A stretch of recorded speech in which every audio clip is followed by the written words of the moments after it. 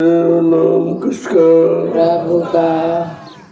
जय गुरुदेव नाम किसका? प्रभु का। प्रभु का प्यारा नाम। जय गुरुदेव। समृद्ध दाता दयालु पूज्य स्वामी जी महाराज आज के इस पावन पवित्र साधना शिविर के अवसर पर देश के कोने कोने से आए हुए समस्त श्रद्धालु सत्संगी प्रेमी जन, बड़ा सौभाग्य युगों का होता है जब ऐसे घड़ी ऐसा वक्त समय हमें आपको अपने जीवन में मिलता, और ये हर मनुष्य सबको नहीं मिलता, न हर लोगों को मिलता है। ये तो करोड़ों जन्मों की तपस्या, करोड़ों जन्मों के पुण्य, करोड़ों जन्मों की सेवाएं जब हमारी आपकी इकट्ठी हो जाती हैं तब ये अवसर मालिक की दया से मिलता है। महापुरुषों के वचन वाणी सुनने का, उनके दर्शन दीदार का। आज के युग में एक कलयुग में समय मिला, एक कलयुग सबसे खराब कहते हैं, लेकिन संतों ने नहीं माना। उन्होंने कहा कलयुग सुन नहीं जान जो नर कर विश्वास, कलयुग के सावन अच्छा युग जीत भक्तों के कल्याण के लिए कोई, क्योंकि इसमें संत आए और किसी युग में संत महापुरुष नहीं आए थे। संतों का अधिकार है जब जैसा चाहेंगे जीवों को निकाल कर ले जाएंगे, उन पर कोई पाबंदी नहीं है। तो जब आते हैं तो शक्ति का भंडार लेके, वो किसी के सहारे नहीं आते कि कोई उनको सहारा दे, कोई उनकी मदद करे। वो स्वयं अपने आप में सक्षम होते हैं, जब चाहेंगे तब ऐसा काम करके दिखा देंगे और लोग देखते रह जाते हैं। क्योंकि पिछले युगों की जानकारी है कि जो शक्तियां आई उन्होंने सहयोग से काम किया, बिना सहयोग के उन्होंने कुछ नहीं किया, और सबके सब गुरु के सहारे रहे। उस समय के जो गुरु थे, ज्ञानी ध्यानी विज्ञानी, उनके सहारे उनका सहयोग लेकर ही काम किया, समाज का काम किया, धर्म का काम, मानवता इंसानियत का काम किया, लेकिन जीवात्माओं के उद्धार का काम नहीं किया। ये अधिकार उनके पास नहीं था, वो अपनी जीवात्मा का उद्धार कल्याण नहीं कर पाए, तो जीवों का कैसे करते? इसलिए वो काल शक्तियां मानी जाती। ये भी संतों ने जानकारी दी कि काल शक्तियां और दयाल शक्तियां क्या होती है, इनमें क्या अंतर है, इनमें क्या पावर है, क्या शक्ति। उन्होंने आगे बताया कि काल शक्तियां काल देश का काम करती हैं, काल देश में रहकर काल की व्यवस्था का सुधार करती हैं, लेकिन किसी जीवात्मा का उद्धार ये नहीं करते। ये काम संतों को है, बल्कि उन्होंने कहा कि काल नेम में तिनकर बहता, सुबह शुभ कर्म फल दाता। जो काल के नियमों में बंधे वो मेरे भाई हैं, लेकिन भाइयों मैं तुम्हारे द्वारा किए गए किसी कर्म को माफी नहीं दे सकता, न उसे खत्म कर सकता हूँ, न अदला बदली करा सकता, न उसका फल दूंगा। अच्छे का अच्छा और बुरे का बुरा, लेकिन माफ नहीं कर सकता।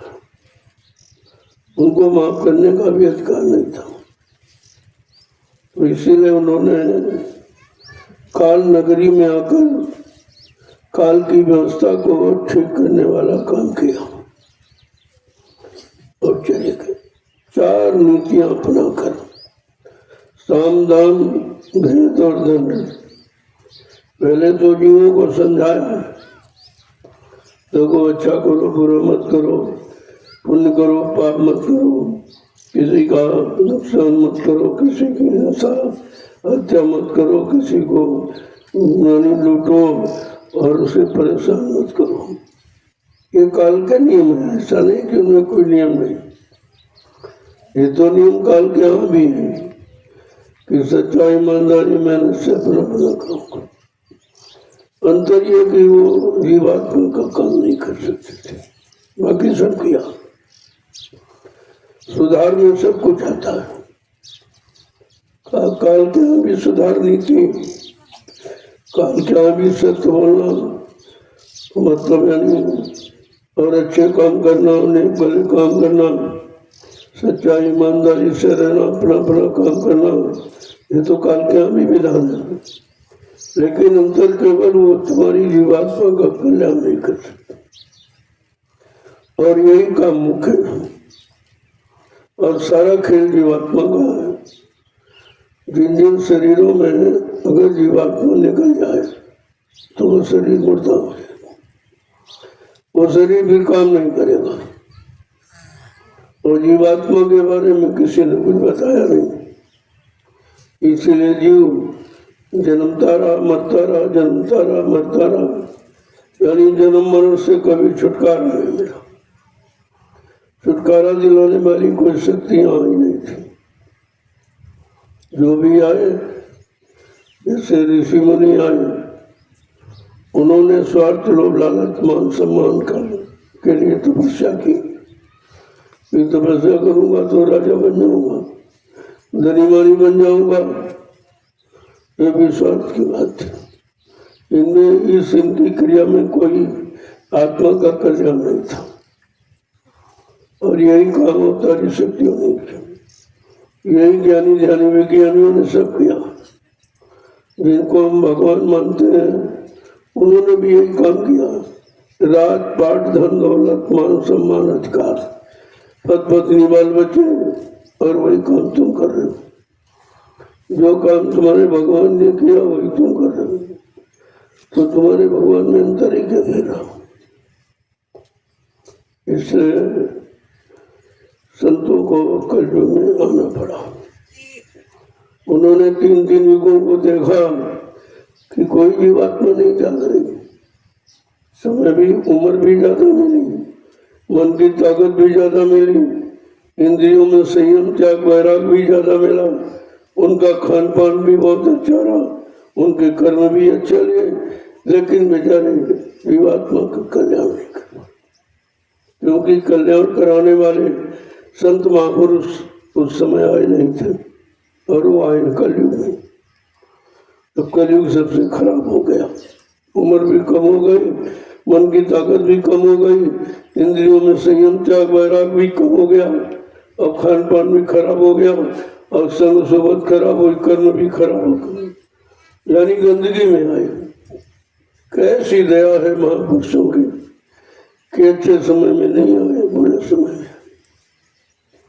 इसलिए इन जीवों को बचाने के लिए, क्योंकि इनका बुरे में कोई साथी नहीं होता।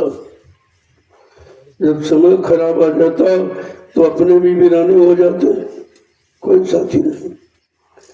तो उन्होंने कहा भाई इसका तो कोई साथी नहीं, इसका कोई सहयोगी नहीं है, इसका कोई शुभचिंतक नहीं है, इसका कोई रहनुमा नहीं। तो उसकी मदद के लिए संत महापुरुष कलयुग में पधारे और कहा चलो इसको अपनी शक्ति से इसको खड़ा करेंगे। उनकी शक्ति क्या है? नाम की कमाई। यही शक्ति सर्वोपरि। उन्होंने नाम को जगाया और सिद्ध किया, और उसी नाम का प्रचार किया और उसी नाम से जीवात्माओं को जगाया और उसी नाम का बेड़ा भवसागर में लगाया और कहा तुम इस नाम रूपी बेड़े पर सवार हो जाओ, मैं तुमको तुम्हारे घर पहुंचा दूंगा। और कुछ नहीं कहा, ये करो वो करो वो करो, क्योंकि ये कर्म तो पहले आप कर चुके हो। पूजा पूजा तीरथ व्रत हमन जब तभी गंगा से तो आपने किया, इसका कोई फल मिला नहीं। फल मिला तो शरीर को लाभ मिल गया, लेकिन जीवात्मा को तो कोई लाभ नहीं हुआ। इसलिए उन्होंने इन साधनों को निषेध कर दिया, कहे भाई इनसे कोई जीवात्मा का मुकाम नहीं हो गया, इसलिए इसमें तुम फंसो मत। ये पूजा है, पाठ है, तीरथ है, व्रत है, हवन जब जब गंगा स्नान, ये इसलिए बताया गया था कि तुम तन से मन से इंद्रियों से खराब न होने पाओ। पाक साफ बने रहोगे तो संत आएंगे, उनको जगाने में देर नहीं लगेगी। लेकिन तुम अभी नहीं कर पाए, क्योंकि ये भी कोई बताने वाला नहीं था कि जब पूजा करोगे तो गंदा खान पान नहीं करोगे तो तुम्हारी पूजा स्वीकार होगी। गंदा कोई कर्म नहीं करोगे, किसी को मारो काटो नहीं, सताओ नहीं, सत्य बोलो, ईमानदारी से रहो, तब तो आप उसका लाभ नहीं, वो भी कुछ नहीं रहा। यानी जो शरीर इंद्रियों को सुख देने लाभ देने वाला था वो भी तो आपने नहीं किया, तो सब परेशान हो गए। क्योंकि यहाँ पूजा भी करते हैं, शराब भी पीते हैं, मांस भी खाते हैं, झूठ भी बोलते हैं, छलकपट भी करते हैं, इकतारक भी करते हैं। तो मतलब कहने का कि पूजा को भी आपने बदनाम कर दिया।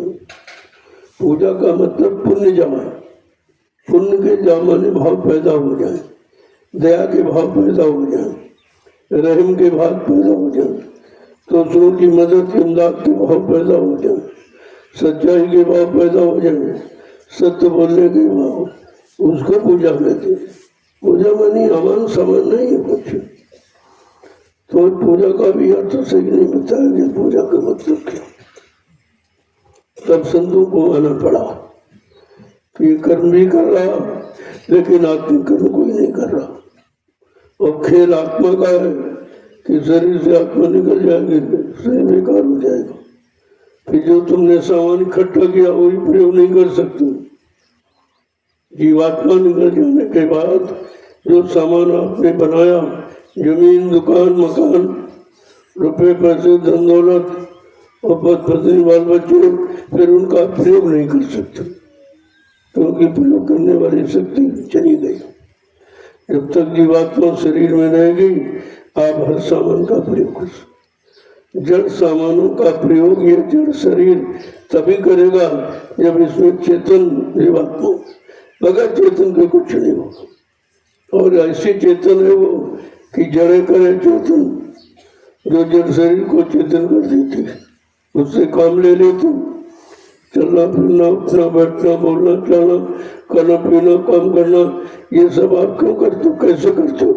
जीवात्मा के द्वारा करते। जब जीवात्मा निकल जाती तो कोई काम नहीं करते हो और कोई तुमको रखता भी नहीं। कहते नहीं भाई ये अब ये यहाँ रहने वाला नहीं, जो रहने वाला था वो तो चला गया। वो कौन था? कहा वो जीवात्मा थी। तब लोगों को जीवात्मा का पता चला जब खेल खत्म हो गया, जीवन गया, तब जीने का ढंग आया आपको। उससे फायदा क्या? जीवन रहते तुम जीना सीख लो कि मानो जीवन किस काम के लिए मिला और कौन सा काम हमें आपको करना चाहिए, उसी के लिए सारा प्रयास, ये प्रयत्न किया जा रहा। तो महापुरुषों ने कहा गुरु जो समय का आता है, गुरु कैसा हो कि तो चेतन हो। जो जड़ सामानों में लगाता है वो गुरु नहीं है, वो सांसारिक गुरु। और तुम्हें आत्मिक गुरु चाहिए, आत्मा का कल्याण कराने वाले। इसलिए महापुरुषों ने समझाया कि तुम्हारे साथ शरीर के साथ में 7 गुरु जोड़ेगा। हर गुरु का काम क्या वो समझ लो। गुरु माने ज्ञान कराने वाला, गुरु माने हर काम की जानकारी देने वाला, ये भी गुरु हुआ। तो कहते वो कौन? प्रथम गुरु पिता और माता। पहला गुरु है माता पिता, जिनके द्वारा हम लोग संसार में आए हैं। संसार में नहीं आते अगर माता पिता न होते। ये प्रथम गुरु है। प्रथम गुरु पिता और माता जो है रक्त बीज के दाता। दूसर गुरु भाई वो दाई जो गर्भवास की मेच है, तो तुम्हारी गंदगी को साफ करे, गंदे कर्मों से दूर करे, अच्छे कर्मों में लाके खड़ा करे, वो गुरु है। वो भी गुरु है। दूसरे गुरु भाई वो दाई जो गर्भवास की मेच है। तीसरा गुरु नाम जो धरा, लैले नाव जो गाँव पुकारा, ये जानकारी परिचय का परिचय वाला। कहा चौथा गुरु जो शिक्षा देना, तब संसारी मार्ग जीना। संसार का मार्ग, संसार में होने का मार्ग, इसका ज्ञान कराने वाला चौथा गुरु। पांचवा गुरु जो दीक्षा देना, राम नाम का स्मरण किया। यहाँ से आपके अच्छे कामों की शुरुआत होती, शुभ कर्मों की, शुभ कर्म कराने वाले। और छठवां गुरु भरम सप्तारा, ओंकार से नाता जोड़ा, यहाँ तक पहुंचा दिया। छठा गुरु है, ये दूसरे नाम तक पहुंचा सकता, इसके आगे नहीं इसकी जानकारी। लेकिन कहते हैं ये सब गुरु तो बीच के रास्ते, बीच के मंदिर मुकाम तक की बात बताते हैं, वहीं तक पहुंचा सकते हैं। लेकिन जीवात्मा तो सत्यलोक निवासी है। जब तक सत्यलोक सचखंड नहीं जाएगी तब तक इसका काम नहीं होगा। तब कहा वो कौन आया तो गुरु? कहा सतवा सदगुरु शब्द रखाया और जहां का जीव तहां पहुंचाया। कहा वो सदगुरु का काम खोल के कह दिया। जब सदगुरु आएगा तब जीवात्मा को जगाएगा और परमात्मा में लाएगा, घर पहुंचाएगा। तब तक तुम अटके रहोगे, अटके रहोगे। जो दाव तक का जानकार आया वहां तक की जानकारी आपको दी, और उसकी क्या कमी है? अरे भाई प्राइमरी वाला प्राइमरी के ज्ञान देगा, जूनियर वाला जूनियर का ज्ञान देगा, उसकी कमी क्या है? लेकिन उसको अधिकार जितना उतने तो काम करेगा। ऐसे हर कोई कुछ नहीं कर सकता। जो अधिकार देकर भेजा जाता है वो उतना ही काम करता, आगे का काम नहीं। आगे काम करने के लिए दूसरे को भेज दिया जाएगा, उसके आगे का ज्ञान कराने वाला फिर आ जाएगा और उसके ज्ञान के ज्ञान आ जाएगा और सब पूरा ज्ञान देने वाला पूरा गुरु आ जाएगा। वो तुमको सब ज्ञान देते, नीचे से ऊपर तक कोई चीज बाकी नहीं रहेगी। कहते हैं वो है सतगुरु। सत्य माने ईश्वर और गुरु माने मिलाने वाला। जो ईश्वर से मिलाएगा, ब्रह्म से मिलाएगा, पारब्रह्म से मिलाएगा, महाकाल से मिलाएगा, सतगुरु से मिलाएगा, वो है सतगुरु। जब तक सतगुरु नहीं मिलेगा, सब तो सतगुरु मिले नहीं पूरा। जब तक पूरा सतगुरु नहीं मिलेगा तो काल चक्र से करे न दूरा। वो काल चक्र से आपको दूर नहीं कर सकता। तो कह रहे जरा सुनो कि गुरु के वचन तुम्हें कहाँ तक ले जाते, कहाँ कहाँ से तुम्हें बचाते, सुरक्षित रखते। तो महापुरुषों ने सब कुछ कहा, उन्होंने कुछ छोड़ा नहीं है। क्यों कलयुग का जीव अज्ञानी ऐसे कुछ मालूम नहीं है, तो उसको उनको सब कुछ कहना पड़ा, नीचे से ऊपर तक। अब क्या कह रहे हैं जरा सुन लीजिए। गुरु बचन कहे सो सुन रे, गुरु बचन कहे सो सुन ले, गुरु बचन रे, गुरु बचन कहे सो सुन सुन रे। अब सत्संग में चित धर ले। अब सत्संग में चित धर ले। कितना साफ कहते सरल भाषा में। गुरु के वचनों को सुनो जो वो कहते हैं, क्योंकि उनके वचन यहाँ रहने के नहीं है, यहाँ काल के सामान में फंसने के नहीं है। वो रात पर धन दौलत मान सम्मान में अपने जीवों को फंसने नहीं देते, क्योंकि जो निकालने आया है वो फंसने का सामान नहीं देगा। अगर फंसने का सामान देगा तो निकाल नहीं पाएगा। कह रहे अब सत्संग में चित्त है। वो कैसे निकालेंगे? सत्संग वचनों को सुना सुना। सत्संग माने सत्य की जानकारी करा पर। जब तक सत्य की जानकारी नहीं मिलेगी ये झूठ आप छोड़ ही नहीं सकते हो।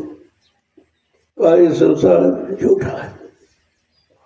काल ने झूठ में फंसाने के लिए आपके साथ ये सब जोड़ दिया। किसी तरह से जीवों को यहाँ फंसाना है, और फंसा करके क्या करता, अपना राज्य चलाना है। देखो कितनी चालाकी के साथ उसने ये काम किया जीवों के साथ। आगे क्या करें? तुझे नाम मिला है अजर रे। तुझे नाम मिला है अजर में। तुझे नाम मिला है अजर रे। तुझे नाम मिला है अजर रे। तू सूरत समल पकड़ रे। तू सूरत संभल पकड़ रे। तू सूरत समल पकड़ रे। तू सूरत संभल पकड़ रे। गुरु वचन कहे सो सुन रे। गुरु वचन कहे सो सुन रे। अब सत्संग में चित धर रे। अब सत्संग में चित धर ले। वो नाम देते जो अजर अमर जीवात्मा को पहुंचाने वाला, वो नाम देते। नाम तो यहाँ बहुत आए। संसार में लाभ देने वाले, संसार में रात पाट धन दौलत दिलाने वाले, काल के सामान में फंसाने वाले बहुत कहते कोटि नाम संसार में, लेकिन इनसे मुक्ति नहीं होती। आदि नाम जो गुप्त जब बूझे लाखों, जो आदि काल से नाम रहा है वो कभी खत्म नहीं होता, समयानुसार आता जाता रहता। उस नाम को जो पकड़ के चलता है उनको मुक्ति मिलती है। क्या कह रहे हैं? तुम्हें जो नाम मिला है गुरु के द्वारा वो अजर अमर देश पहुंचाने वाला, वो यहाँ रखने वाला, यहाँ के सामानों में फंसाने वाला नहीं है, नहीं तो निकाल ही नहीं पाएगा। और नाम निकालने आता तो सूरत समल पकड़, तो अपनी सूरत को अब संभाल के रख, क्योंकि वो नाम जो देंगे वो सूरत जीवात्मा के लिए वो पकड़ेगी। वो पकड़कर वो नाम जो शब्द डोर है उसे पकड़कर जीवात्मा अपन घर की तरफ चढ़ेगी। आगे क्या कह रहे हैं कि गुरु खींचे तो ही अधर रे। गुरु खींचे तो ही अधर रे। गुरु खींचे तो ही अधर रे। गुरु खींचे तो ही अधर रे। उनके संग बांध कमर रे। उनके संग बांध कमर रे। उनके संग बांध कमर रे। उनके संग बांध कमर रे। गुरु वचन कहे सो सुन रे। गुरु बचन कहे सो सुन रे। अब सत्संग में चित धर रे। अब सत्संग में चित धर रे। गुरु तुम्हें खींचने के लिए आए, काल माया के बनाए कर्मों जाल से खींचने निकालने के लिए, और खींच कर बीच में नहीं छोड़ेंगे, घर तक ले जाएंगे। वो इसलिए आए हैं ऐसे गुरु की तलाश कर जो तुम्हारी जीवात्मा के लिए आए, जीवात्मा के कल्याण के लिए आए, और उसे अपने बल से खींचकर घर पहुंचाएंगे। कहा उनके संबांध कमर, उनके साथ कमर कस के तैयार हो जाए, यानी सब तरफ से कमर कस का मतलब उन पर कुर्बान हो जा, उनको अपना मान ले, और उनके साथ हर वक्त तैयार। जब कोई आदेश हुक्म दे बोल तो क्या कह रहे हैं? तू फैला बहुत पसर रे। पसर रे। तू फैला बहुत पसर रे। तू फैला बहुत पसर रे। गुरु को में तेरी कसर रे। गुरु को में तेरी कसर रे। गुरु को में तेरी कसर रे। गुरु को में कसर रे। गुरु वचन कहे सो सुन रे। गुरु वचन कहे सो सुन रे। अब सत्संग में चित धर रे। सत्संग में चित धर। तो इतना फैल गया है, काल माया के प्रसार में इतना फैल गया तो कहते हैं गुरु तुम्हें उधर से खींचेंगे, कोई कसर नहीं रखेंगे, यानी पूर्णतया अपनी शक्ति बल से तुम्हें खींचेंगे, क्योंकि जीव के पास तो कोई शक्ति है नहीं, कोई बल है नहीं। आगे क्या कह रहे हैं? और मारे काल पकड़ रे।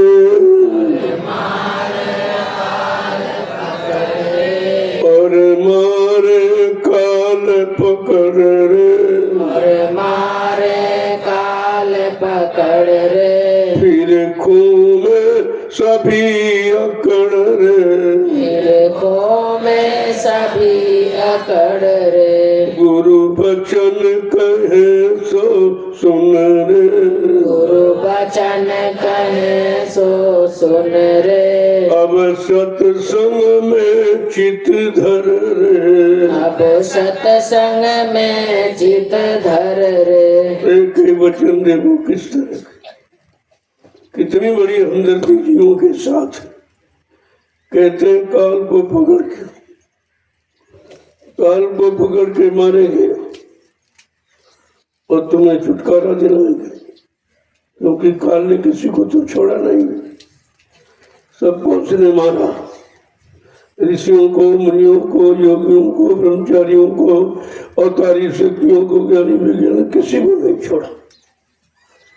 लेकिन वो गुरु सर्वप्रथम काल को मारेंगे, तब काल से तुम्हारा छुटकारा दिलाएंगे। और जितनी अकड़ है वो सब काल की निकाल देंगे। क्या कह रहे हैं?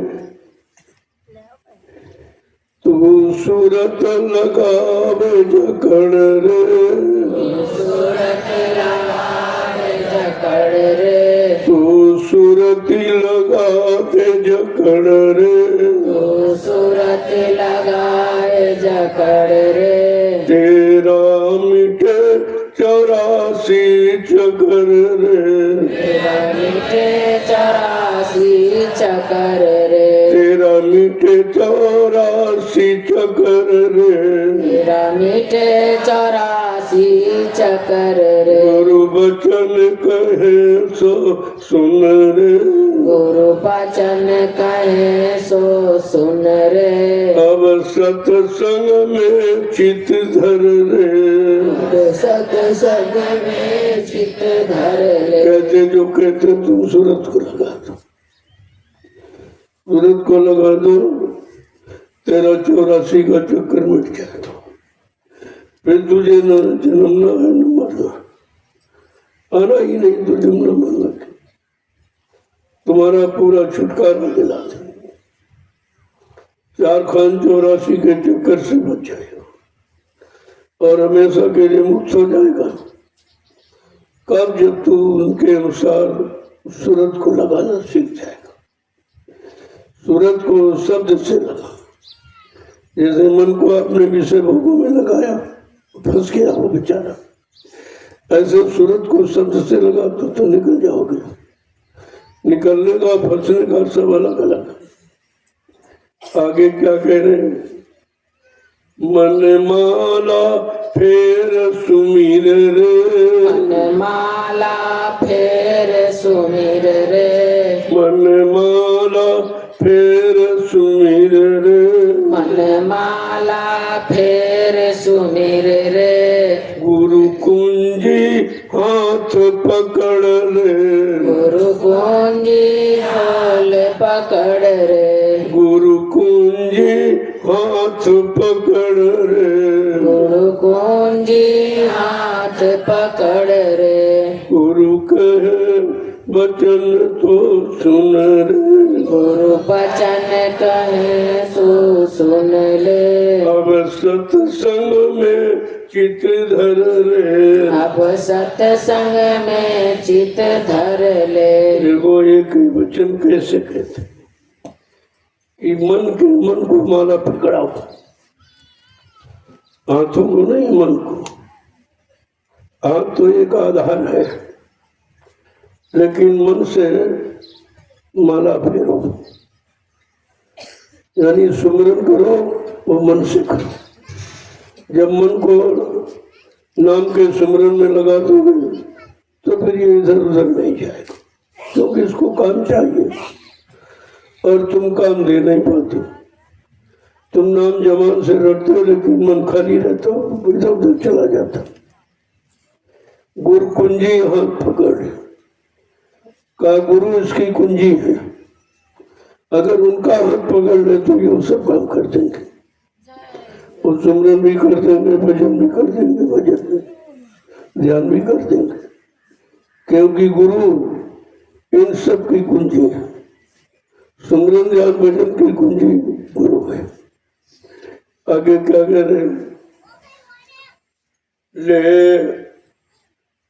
ले अनाहद सात खबर रे, अनाहद सात खबर रे, ले अनाहद सात खबर रे, ले अनाहद सात खबर रे, घट फूड़ो गगन अमर रे, घट पूरो गगन अमर रे, घट फूड़ो गगन अमर रे, घट पूरो गगन अमर रे, गुरु वचन कहे सो सुन रे, गुरु बचन कहे सो सुन रे, अब सत्संग में चित धर रे, अब सत्संग में चित धर रे। का तुम्हें खबर क्या लेनी है कि अनाहत शब्द को बात है, ये खबर लेनी है, पता लगाना है,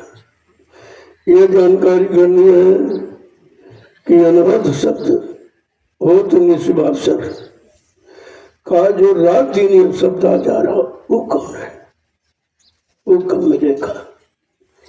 का वो गुरु के हाथ में, ये सब पूंजी गुरु के हाथ में। तो अगर गुरु को खुश कर लो तो ये सब तुम्हारे पास हो गया।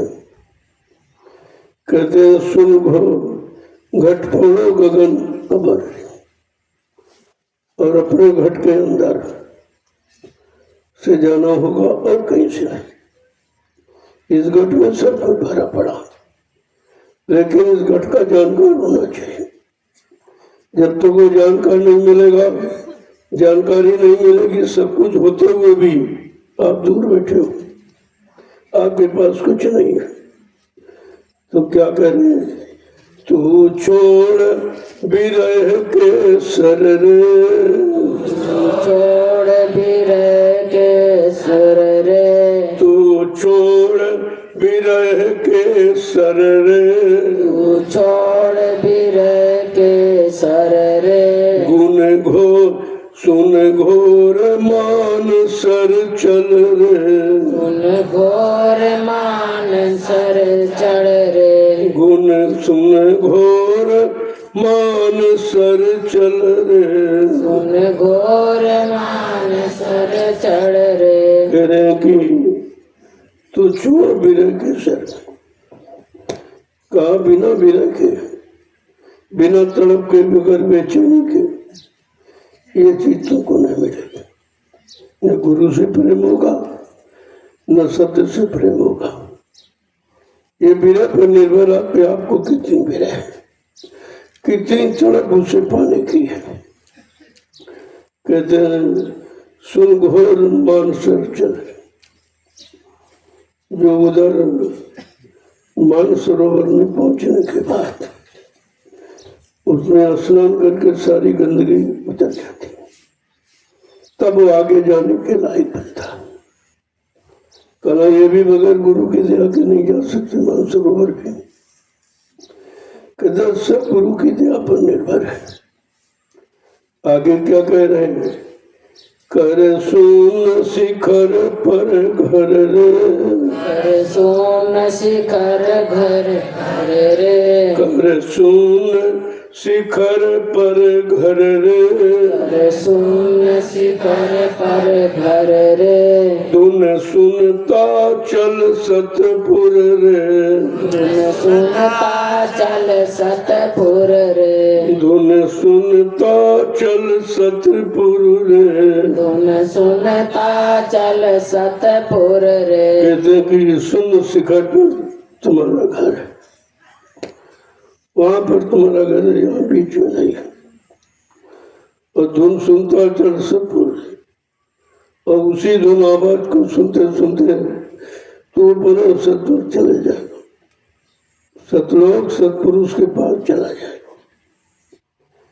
फिर अलख अगम जातर रे, अलख अगम जातर रे, फिर अलख अगम जातर रे, फिर अलख अगम जातर रे, सतगुरु धाम अमर रे, सतगुरु धाम अमर रे, सतगुरु धाम अमर रे। सतगुरु धाम अमर रे, क्या कह रहे हैं? उसके ऊपर अलख और अगम है। जब वहां पहुंचेगा वहीं पर सतगुरु का धाम है, जो अमर देश कहलाता है। उसी अमर देश से जीवात्मा आई है। जब तक अमर देश पहुंचाने वाला कोई सतगुरु नहीं मिलेगा, तब तक जीवात्मा अपने अमर देश नहीं जा सकते और अमर पद को नहीं प्राप्त कर सकते। यानी जन्म मरण के चक्कर में आना बंद नहीं होगा जब तक अमरपुर नहीं पहुंचे। यही उसका घर है और यहीं से समृद्ध दाता दयालु लेने आया। तो उधर से तो कोई आया नहीं था। सतलोक से संताते जाते रहे, जीवों को जगाते रहे, वो दिलाते रहे अपने घर की तरफ, लेकिन पहुंचाने का वादा उन्होंने नहीं किया कि हम पहुंचाएंगे।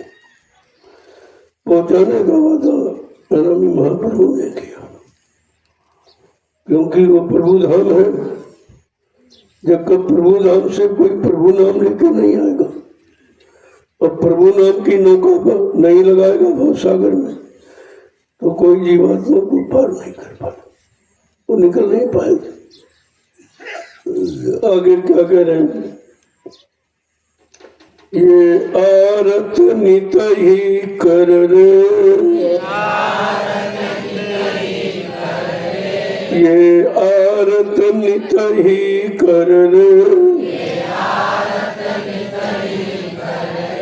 गुरु करे दया तुझ पर रे, गुरु कहे दया तुझ पर रे, गुरु करे दया तुझ पर रे, गुरु कहे दया तुझ पर रे, गुरु बचन कहे सो सुन रे, गुरु वचन कहे सो सुन रे, अब सत्संग में चित धर रे, अब सत्संग में चित धर रे। करे उनकी नित्य आरती। आरती माने थाल वाल सजाना नहीं, आरत दीनता से पुकार, दीन वचन दीन आह जब अंदर से निकलती वो सच्ची आरती होती। नित्य कर, नित्य उसको आरत दीन भाव से पुकारो, वो दीन दयाल है, वो जरूर तुम्हारी सुनेगी और गुरु तुम्हारी पर दया करेंगे, तुझे घर पहुंचाएंगे, क्योंकि उन्होंने वादा किया था। इसलिए महापुरुषों ने मतलब कुछ कहने में कसर नहीं की, तो बार बार यही सदा करता है। गुरु जी मेरी क्यों नहीं सुनत पुकार, गुरु जी मेरी पुकार, गुरु जी मेरी क्यों नहीं सुनत पुकार, गुरु जी मेरी क्यों नहीं सुनत पुकार, दयालु मेरी क्यों नहीं सुनत पुकार, दयालु मेरी क्यों नहीं सुनत पुकार, निस दिन अरज करूं मैं तुमसे, इस दिन अर्ज करूं मैं तुमसे, बिनती बारंबार, बिनती बारंबार, गुरु जी मेरी क्यों नहीं सुनत पुकार, गुरु जी मेरी क्यों नहीं सुनत पुकार, दयालु मेरी क्यों नहीं सुनत पुकार। दयालु मेरी क्यों लोगों किस तरह से प्रार्थना करते हैं पुकार, कि निस्दिन अर्ज करूं मैं तो, कोई अंदर में गैप नहीं रखते हैं, कहते हैं निश्चित रात और दिन मैं मेरे तरफ के साथ दीनता में भरकर मैं विनती और प्रार्थना करती हूँ कि यह हमारी बिना स्वीकार कर लो, तुम तो दयालु हो, दया करते हो, हमारे पर दया कब करोगे? कि मांगत मांगत भीख दया की, मांगत मांगत भीख दया की, मांगत मांगत भीख दया की, मांगत मांगत भीख दया की, बहुत हुआ लाचार, बहुत हुआ लाचार, गुरु जी मेरी क्यों नहीं सुनत पुकार, गुरु जी मेरी क्यों नहीं सुनत पुकार, दयालु मेरी क्यों नहीं सुनत पुकार, दयालु मेरी क्यों नहीं मैं दया की भीख मांगता मांगता बड़ा लाचार हो गया, दया की भीख मांगता मांगता बड़ा लाचार हो गया हूँ कि तुम तो परम दयालु दाता, परम दयालु दाता, तो परम दयालु दाता, तुम तो परम दयालु दाता। मैं भिक्षुक तेरे दरबार, मैं भिक्षुक तेरे दरबार।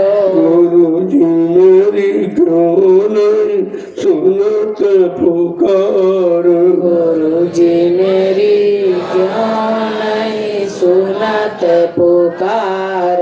दयालु मेरी क्यों नहीं सुनत पुकार, दयालु मेरी क्यों नहीं तुमको परम सुनत। दयालु यानी दया के भंडार, फिर मुझ पर दया क्यों नहीं करते हो? मैं तुम्हारे दरबार का भिक्षुक हूँ, दया की भीख मांगने आया हूँ। क्या कह रहे हैं कि मनुआ पाजी मोय सतावे, मनुआ पाजी मोह सतावे। मनुआ पाजी मोय सतावे, मनुआ पाजी मोह सतावे। करे बहुत ही ख्वार, करे बहुत ही ख्वार। गुरु जी मेरी क्यों नहीं सुनत पुकार, गुरु जी मेरी क्यों नहीं सुनत पुकार। दयालु मेरी क्यों नहीं सुनत पुकार, दयालु मेरी क्यों नहीं सुनत मन मेरा बड़ा पाजी पुकार। है, ये मन बहुत पाजी है, ये किसी भी तरह राजी नहीं होता। अगर ये पाजी राजी हो जाए तो कुछ काम बने। और कह रहे कि मैं बहुत बर्बाद हो चुका हूँ, ख्वाबों में बर्बाद, मैं इसके साथ उनकर बहुत बर्बाद हो चुका हूँ। लेकिन ये कोई बात सुनता नहीं और बहुत परेशान करता है। काम क्रोध लोभ मोह अहंकार में फंसकर दिन रात इसी में परेशान करता रहता है कि मन उत्पाती मैंने तुमको, मन उत्पाती मन उत्पाती मैंने तुमको, मन उत्पाती मैंने तुमको। सौंप दिया कई बार, सौंप दिया कई बार। गुरु जी मेरी क्यों नहीं सुनत पुकार, गुरु जी मेरी क्यों नहीं सुनत पुकार। दयालु मेरी क्यों नहीं सुनत पुकार, दयालु मेरी क्यों नहीं सुनत पुकार। ये मेरा मन बड़ा उत्पाती है, ये उत्पाती किया करता है। मैंने इसको आपको कई बार सौंप दिया कि मेरे बस का नहीं, जो ठीक कर लो। ये उत्पाती मन मेरे बस का नहीं, आप इस पर दया करो, इसके उत्पात छुड़वा दो। आगे क्या कह रहे हैं कि मन मेरे को तुम ही सुधारो, मन मेरे को तुम ही सुधारो। मन मेरे को तुम ही सुधारो, मन मेरे को तुम ही सुधारो। हे मेरे सरकार, हे मेरे सरकार। गुरु जी मेरी क्यों नहीं सुनत पुकार, गुरु जी मेरी क्यों नहीं सुनत पुकार। दयालु मेरी क्यों नहीं सुनत पुकार,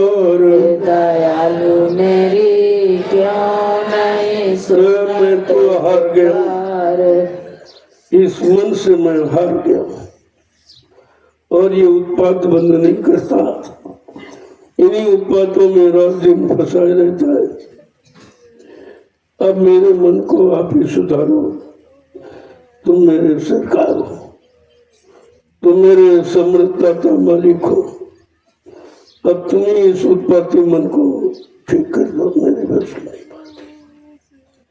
क्या कह रहे हैं? ये भीख मुझे दीन को दीजिएगा तार, ये भीख ये भीख मुझे दीन को दीजिए दातार, ये भीख मुझे दीन को दीजिए दातार। गुरु जी मेरी क्यों नहीं सुनत पुकार, गुरु जी मेरी क्यों नहीं सुनत पुकार। दयालु मेरी क्यों नहीं सुनत पुकार, दयालु मेरी क्यों नहीं सुनत पुकार। आप मुझ दीनहीन को अब ये भेंट दे दीजिए। ये मेरे दाता इस मन को ठीक कर दीजिए, क्योंकि अगर ये ठीक हो जाए तो सब ठीक हो जाए। इसीलिए कहा मन के हारे हार, मन के जीते जीत। अगर मन से जो हार जाएगा वो कभी जीत नहीं सकता है। ये मनोबल यही आपका काम करता है। और मन में कोई बल है नहीं, मन बलहीन हो गया, शक्तिहीन हो गया, विवेकहीन हो गया, चरित्रहीन हो गया। लिहाजा इस मन को आप ठीक कर दीजिए। आप तो दाता दयालु हो, आप सब कुछ कर सकते हो, आपके हाथ में है। आप इतनी भीख मुझे दे दो कि हमारे इस शैतान मन को ठीक कर। इस तरह से विनय प्रार्थना दीनता भरी हमें आपको करनी चाहिए, अपने समृद्धता दयालु से, और हमेशा दया की भीख मांगनी चाहिए। सामान मांगते रहते, ये दे दीजिए, ये दे दीजिए, ये धंधा चला दीजिए, व्यापार चला दीजिए, दुकान चला दीजिए, शादी करा दीजिए, ब्याह करा दीजिए। सब क्या है? ये झंझटों में पड़े हो और पढ़ना भी चाहते हो। तुम्हारा मन झंझटों में रहने का इतना शौकीन है, किसी में बार बार फंसाता रहता, और ये फंसने वाली भीख मांगता है। तो महापुरुष कहते रहे, भीख मांगो तो दया की भीख, दयालु दाता से दया की भीख मांगो तो तुम्हारा काम हो जाए।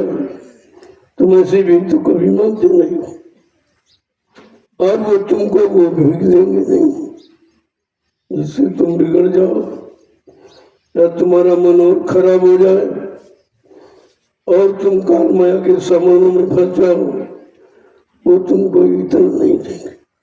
इसीलिए अपने भक्त को हमेशा गरीब रखते हैं, ताकि इधर उधर विचलित न होने पाए, मन इसको खराबी तरफ ले जाने न पावे। तो उसे गरीब रखते हैं, उसे बीमार रखते हैं, क्योंकि बीमार हो गए तो शक्ति कमजोर हो जाएगी।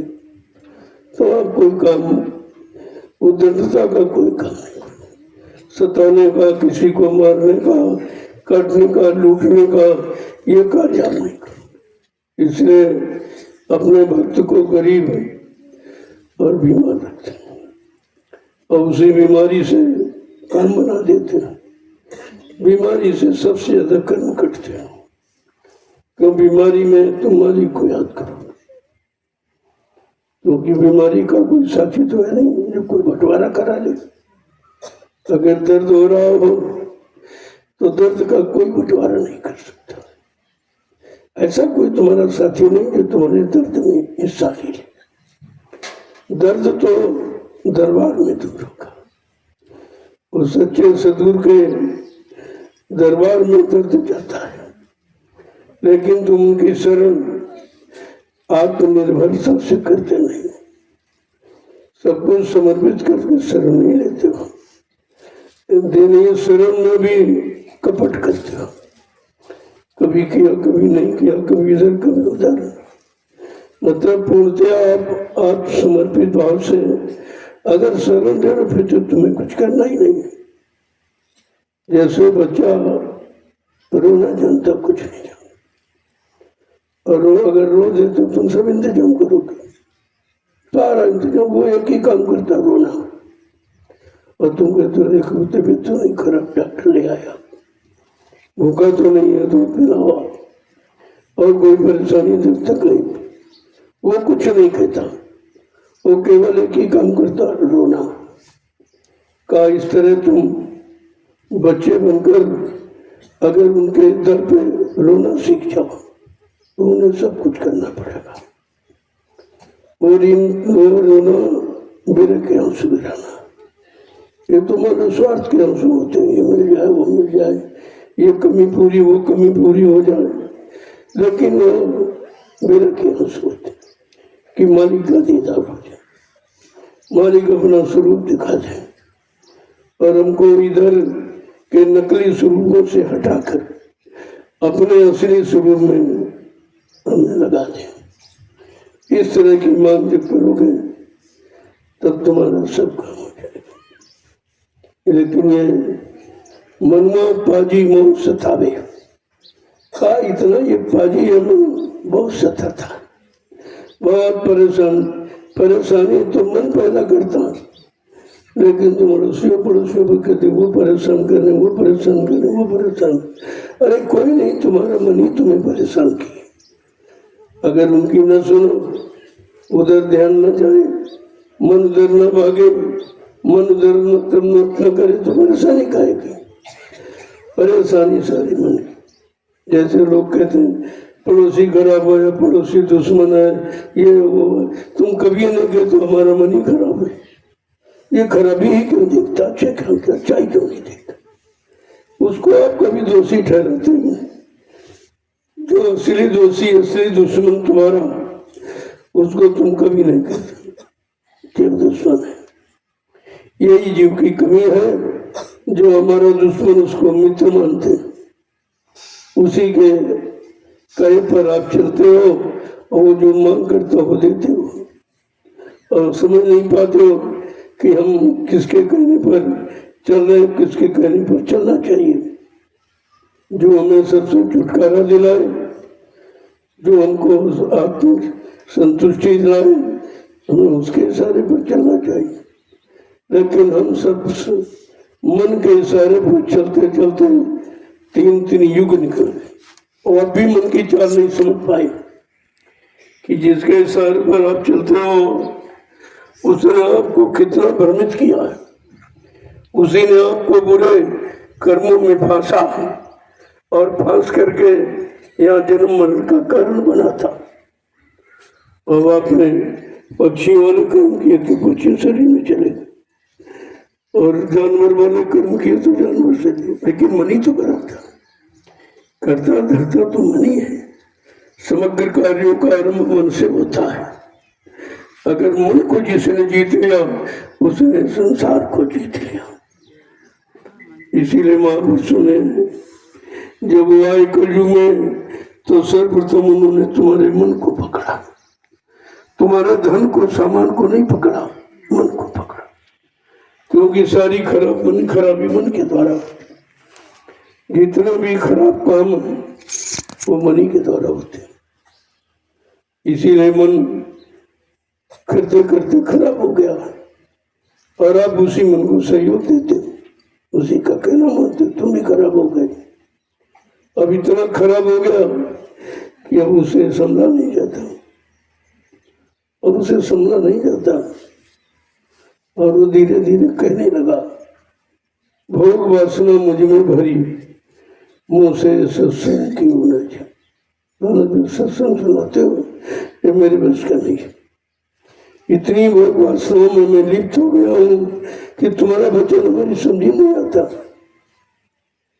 सत्संग वचन क्यों नहीं सुनाई देते कि हमारा आपका लगाव भोगों से, और भोगों के हम सब रोगी हो गए। और रोगी बेचारा रात दिन रोता चिल्लाता है, उसकी रोग को कोई ठीक कर दे, ठीक कर दे, ठीक कर दे। इसी तरह मन रोगी हो गया तो इसका तो कोई डॉक्टर वैद्य है नहीं, तुम्हारे मन को ठीक करते। कहा वो तो सदगुरु वैद्य, सदगुरु वैद्य मिले जब तुमको, मन को खींच लगा में पार। कहा वो जो मिल जाएंगे तो मन को खींचेंगे, एकदम मतलब नहीं मन सिमट जाएगा, क्योंकि वो देखता है कि हमें तो कुछ मिल ही नहीं रहा, पता नहीं ये कहाँ लिए जा रहे हैं। उधर तो कोई रस है नहीं, बड़ा नीरस है, उधर कोई भोग नहीं है, उधर तो योग की बात करते हैं तो परेशान होता है, तभी तो वचन को नहीं पकड़ता है। जैसे जैसे तुम इधर से साफ होते जाओगे और तुम्हारा वही मन जब साफ हो जाए तो उसी चीज को अच्छा कहेगा, उन वचनों को अच्छा कहेगा, उन वचनों को मान करके धीरे धीरे अच्छा बन जाएगा। लेकिन शुरुआत तो करो, तुम किसी काम की शुरुआत ही नहीं करते। अरे भाई चलो ये शुरुआत करोगे सबसे, जो मतलब यानी छोटा, जो सबसे छोटा काम वो करेंगे, बड़ा तो नहीं आप कर सकते, लेकिन छोटे से शुरुआत करो तो एक ना एक दिन बड़ा भी आप करने लगो। लेकिन तुम शुरुआत ही नहीं करते, खाली कहते हो, सोचते हो, कहते हो, विचार करते हो, लेकिन करते नहीं। और जब तक करोगे नहीं, ये सोचना विचारना ये सब आपका बेकार है। सोचने विचारने से तो कोई काम थोड़ी हो जाता, काम तो करने से होगा। तो सोच रहे हो, विचार कर रहे हो, जब तक उसे कार्य रूप में परिणित नहीं करोगे तब तक उसका लाभ आपको नहीं मिलेगा। तो महापुरुषों ने करनी पर जोर दिया, कथनी बकनी पर नहीं। किताबें पढ़ना उनके यहाँ कोई लाभकारी, क्योंकि किताबें किसी को महात्मा बना नहीं सकती, और किताबें पढ़ के कोई महात्मा बन नहीं सकता। वो तो महान आत्मा जो आती जब से उनसे संपर्क नहीं होगा, उनके वचनों को, उनके आदेश को नहीं मानोगे तब तक आप बन ही नहीं सकते। तो कहा कि जरूरत तो उनकी है जो हमें बना दे, हम बिगड़ों को ठीक करते, हमारे सारे रोगों को धीरे धीरे निकालते और अपनी गहनी रहनी में लाके खड़ा करते। जरूरत तो उनकी है और वही तुम्हारी ये सब जरूरतें पूरी करते, इधर वाली नहीं, उधर वाली, उधर घर चलने वाली, घर चलने वाली सारी तैयारी करा देते। लेकिन तुम तैयार तो हो अपने घर जाने के लिए, अपने मालिक से मिलने के लिए, तुम तैयार तो हो कम से कम। तुम तैयारी नहीं होते, तैयारी तो बस की नहीं है, तैयारी तो करा देंगे, लेकिन तुम तैयार तो हो, तुम तैयारी नहीं होती। कभी खड़े होते हो फिर बैठ जाते हो, फिर बैठ जाते हो फिर खड़े होते हो, यही करते करते ये जीवन जा रहा। करोगे वो कह रहे हैं भाई तुम सोचते समझते इसी में पड़े रहोगे, आखिरकार करोगे कब? अरे करने की, चलने की शुरुआत तो करो। जब तुम ये सोचो बहुत दूर मंजिल है, कैसे जाऊंगा, तो क्या मंजिल की छलांग में जाना चाहते? अरे चलना तो शुरू करो, एक एक कदम जब विश्वास करके निकालोगे, चलोगे तो एक न एक दिन पहुंच जाओगे। कितनी मंजिल दूर हो, जिसने चलने पर विश्वास कर लिया और अपने एक कदम पर विश्वास करता है, कहा यही एक कदम हमको पूरी मंजिल तय करा देगा। इतना विश्वास होना चाहिए। अब विश्वास की कमी है कि आप विश्वास कुछ करते नहीं हो, समझ में आप कुछ आता नहीं हो, बेचैन रहते हो, लेकिन बेचैनी संसार के पदार्थों को पाने की बेचैनी है, मालिक को पाने की बेचैनी है नहीं। आप यही कमी है, इसी कमी को धीरे धीरे निकालना है। जय गुरुदेव, जय गुरुदेव, जय गुरुदेव, जय गुरुदेव। नाम किसका? प्रभु का। जय गुरुदेव। नाम किसका? प्रभु का। जय गुरुदेव। नाम किसका? प्रभु का। प्रभु का प्यारा नाम। जय गुरुदेव। अब आप खड़े हो जाओ। देखो इसी काम को करने के लिए खड़े हो जाओ। खड़े तो आप रोज ही होते हो, लेकिन इस काम के लिए अभी नहीं खड़े हो। अपनी जीवात्मा के कल्याण के लिए अपने असली घर, असली मालिक से मिलने के लिए नहीं तैयार, नहीं खड़े होते हो। आप खड़े होते बैठ जाते हो, खड़े होते बैठ जाते हो। ये तो आप सब कर रहे हो, लेकिन जिसके लिए खड़ा होना चाहिए वो भी भाव नहीं बना, वो उत्साह भी नहीं है। देरी तो इसी बात की है कि जिस दिन हमारा उत्साह जाग जाएगा हमारे घर जाने का, उस दिन फिर कुछ सुहाएगा, कुछ नहीं अच्छा लगेगा। यहाँ संसार का कुछ भी अच्छा नहीं लगेगा। सब मतलब यानी उदास, उदासीन, उदासीन मन। जब तक मन ये उदास नहीं होगा इधर से और उधर के लिए चलने को तैयार नहीं होगा, तब तक आपके अंदर का ये भाव नहीं है। इसके लिए समय चाहिए। वैसे तो कुछ समय नहीं, करने वाले के साथ हो जाओ तो तुम्हें कुछ करना नहीं, लेकिन तो अपनी लगाते जरूर हो। इतना कहा जाए कि तुम्हें कुछ नहीं करना तो आपको विश्वास नहीं होगा। एक तरफ ये कि बगैर किए जाएगा नहीं, तो वो करना तुम थोड़ी करोगे, तो करने वाला करेगा। बगैर की तो नहीं जा सकते हो, ये बात सत्य है, लेकिन तुम्हारे बस का है नहीं तुम कर सको। जब करने वाले के साथ हो जाओगे वो तुम्हारा वाला काम वही करेगा, तभी तो जीव पहुंच जाएगा। इतना बल पौरुष देने वाला सृष्टि में पहली बार आया, कभी नहीं आया। कि जीवों को खड़ा करेगा, जीवों को चलना सिखाएगा और हाथ पकड़कर उसको घर पहुंचाएगा। तब वो मतलब आपसे हटने वाले, अगर आपने उनको अपना सच्चा साथी बना लिया। अब वो साथी बनाने में कच्चाई है, कपट करते हो, भेदभाव रखते हो, आज आपकी समझ में नहीं आता। वहां कोई कपट है ही नहीं और उनसे भी आप कपट करते हो। वहां कोई गंदगी है ही नहीं, फिर उनसे आप गंदगी छिपाते हो। जय गुरुदेव, जोर से बोलो, सब मिल बोलो,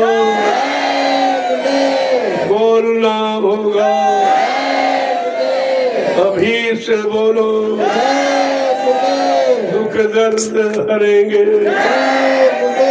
सब कष्ट मिटेंगे, शांति भी देंगे। सबके दाता, सबके मालिक, प्रेम से बोलो। ये नाम नहीं इंसान का, ये नाम है प्रभु का। ये काम नहीं इंसान का, ये काम है प्रभु का। ये रोज आपसे क्यों कहलाया जाता कि जय गुरुदेव नाम ये काम करिए जो सृष्टि में किसी नाम में नहीं। ये विश्वास दिलाने के लिए कहते भाई कौन कौन सा काम करेगा, ये सब काम। इसलिए ऐसा कोई कहता नहीं, इस तरह की आवाज या घोष नारे कोई लगाता नहीं। कहीं चले जाओ, चाहे धार्मिक संत या राजनीति, सब झूठे नारे, जिनके बारे में जानते नहीं उनकी जय जयकार करते। कोई सीताराम की जय, गुरु राधे संत, इनको देखा नहीं, देखा भी नहीं है और मतलब उनके बारे में कोई जानकारी भी नहीं। जो सुन लिया, पढ़ लिया, उसी को सत्य मान लिया। जिन लोगों ने लिखा उन्होंने, उनकी भी कल्पना है, जिन्होंने फोटो बनाया वो भी कल्पना है। जब तक साकेत हम कोई नहीं पहुंचेगा तो क्या जानेगा राम कैसे, उनकी शक्ल सूरत कैसी, उनका रंग कैसा। ये सब कल्पना है और कल्पना हमारे झूठ है, ये झूठ है। और यही तुमको सिखाया गया और यहीं तक सीमित रखा गया। नकल तक, असल की तरफ जाने का रास्ता किसी ने नहीं। क्योंकि कोई आया नहीं देने वाला, और कोई उधर से आता तो उधर का भेद देता। तो इसलिए ये सब भेद देने के लिए संतों को आना पड़ा कि चलो ये तो सब झूठ में फंसे फंसे 3 युग निकल गए और ये हमेशा फंसा रहेगा। अरे चलो इसको सच्चाई का बोध करा दो, सच्चाई की जानकारी दे दो और ये सत्य को पकड़ करके और अपने सत्य लोग पहुंच जाए, काम हो जाए इसका। लेकिन फिर भी तो नहीं आप समझ पा रहे हो, जो तुम्हारे लिए आए, तुम्हारे काम के लिए आए, तुम उन्हीं को नहीं समझ पाए। कभी तो इस बात की, और इतना शायद किसी ने समझाया नहीं। 10 जुलाई 1952 से 2012 ये समझाने का समय 60 साल जिसने समझाया पूरे हिंदुस्तान को घूम घूम कर, और उसकी समझ किसी के अंदर नहीं, कोई नहीं सोच पाया, कोई विश्वास नहीं कर पाया। तो बताइए जीव को काम कैसे किया जाए? कोई तैयार नहीं है, कोई समझने को तैयार नहीं, कोई करने को तैयार नहीं, कोई चलने को तैयार नहीं। सब यही रहने की बात करते हैं, ये दे दीजिए, वो दे दीजिए, ये बना दीजिए, वो बना दीजिए। जो तुम बनाने की बात मानते हो उसी ने बिगाड़ा।